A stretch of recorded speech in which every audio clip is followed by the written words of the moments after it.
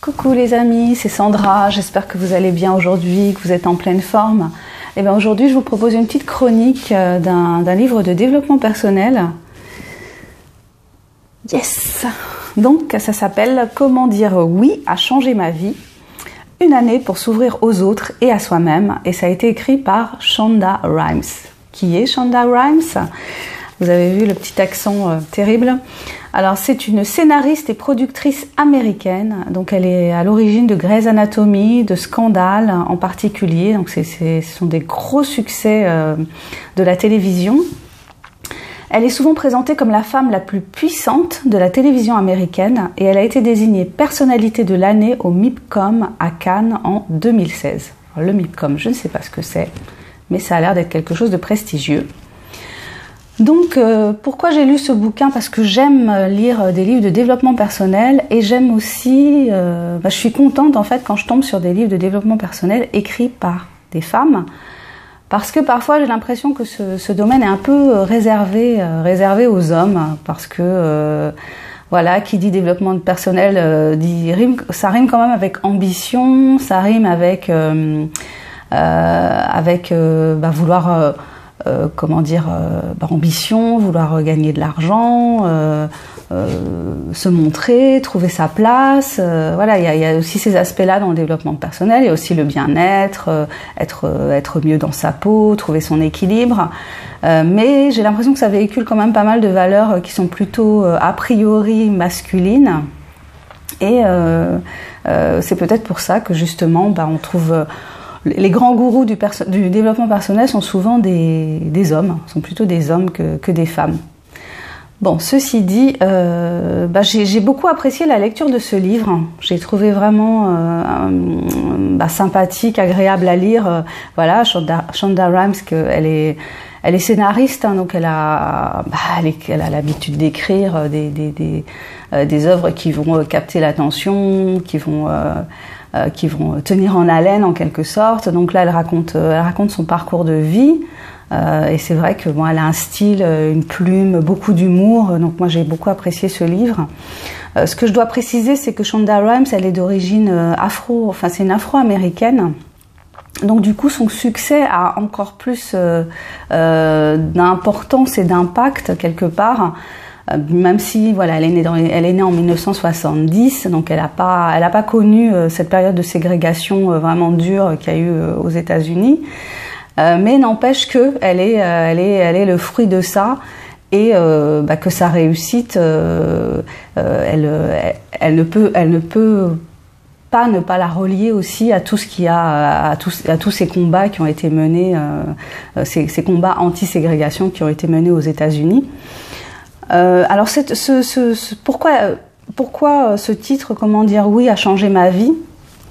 Eh bien on peut dire que oui, le fait de dire oui parfois ça peut être un outil de développement personnel, c'est-à-dire que parfois on a du mal à dire oui en fait à des choses parce qu'on a peur, parce que ça nous fait sortir de notre zone de confort, parce que c'est compliqué. Dire oui parfois c'est extrêmement compliqué.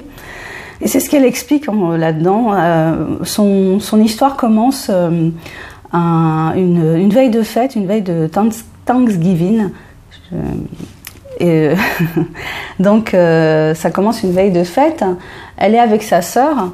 Et puis elle est avec sa sœur et puis ses enfants.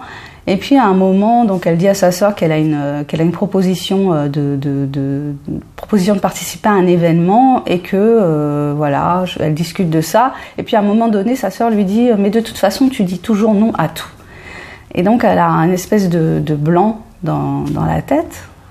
Et puis elle réfléchit un peu malgré elle à cette phrase. Et puis au bout d'un moment, elle réalise que effectivement sa sœur a raison et qu'au fil des années, elle a pris l'habitude de dire non. Et que ce non en fait est une protection, c'est-à-dire que elle est arrivée, donc c'est une femme très intelligente, elle a fait des études, elle a fait des études brillantes, elle est devenue scénariste, elle a créé sa société qui s'appelle Shondaland, elle a créé ses séries qui sont devenues d'énormes succès parce que l'intérêt aussi de son travail, c'est qu'elle a vraiment été un vecteur de la promotion de la diversité dans les séries américaines. Donc c'est vraiment un gros travail extrêmement positif. Donc il y a cette réussite là dans laquelle elle est, dans laquelle elle vit, qu'elle a construite pas à pas. Cette réussite implique aussi un système de protection en fait, c'est-à-dire que quand elle était enfant, elle explique qu'elle avait l'habitude de s'enfermer dans le garde-manger pour réfléchir pour créer son monde en fait, pour créer et entretenir son petit monde, créer ses petites histoires, et que finalement en grandissant et en vieillissant, elle a conservé un peu cette habitude. Et que même en devenant une personne publique comme ça, elle s'est énormément préservée. Donc elle explique à un moment qu'elle a un agent à qui elle a demandé de dire non en fait à toutes les sollicitations, les interviews, des demandes de participation à des événements. Donc une fois qu'elle s'est rendue compte de ça, qu'elle est dans cette espèce de zone de confort, de zone de peur en fait, parce que finalement si elle dit non, c'est parce qu'elle est terrifiée. C'est parce qu'elle n'a pas confiance en elle, c'est parce qu'elle a peur, voilà, elle est vraiment dans cette espèce de peur panique de mal faire, voilà, elle explique qu'elle est sujette au trac et que ça peut être vraiment très très très handicapant, que ça la paralyse, enfin voilà, elle a tous ces blocages là qui sont là. Et à partir du moment où elle décide de dire oui, elle doit faire face à ça, elle doit faire face à ses peurs, elle doit faire face à ses angoisses. Et c'est ce qu'elle raconte dans le bouquin et qui est intéressant parce qu'on rentre vraiment dans le cœur de sa peur, quoi. Elle nous raconte, elle nous explique. J'ai beaucoup aimé ce livre, au cas où vous ne le sentiriez pas dans ma façon d'en parler. J'ai trouvé que oui, voilà, c'est surtout le rythme, le dynamisme qui s'en dégage, la sincérité. Voilà, après, bon, il y a peut-être un petit côté américain, réussite à l'américaine qui déplaira à certaines personnes, mais bon, je trouve que c'est bien aussi de fêter sa réussite et puis d'avoir envie de réussir et d'être aussi là-dedans. Voilà, c'était ça que je voulais partager aujourd'hui avec vous, de vous parler de ce livre de Shonda Rhimes. Donc si vous êtes une femme, que vous aimez les livres de développement personnel, n'hésitez pas, lisez-le, je pense que ça pourra vous apporter quelque chose. C'est vraiment une lecture sympa, agréable, vraiment c'est très agréable à lire. Voilà, je me présente pour ceux qui ne me connaissent pas, je suis Sandra Ganval, je suis écrivain indépendant, j'ai créé cette chaîne pour partager des réflexions sur l'écriture, sur l'auto-édition, sur la lecture, et puis de temps en temps je fais des chroniques. Si vous voulez connaître un petit peu mon univers d'écrivain, je vous invite à suivre les liens qui sont juste en dessous de la vidéo.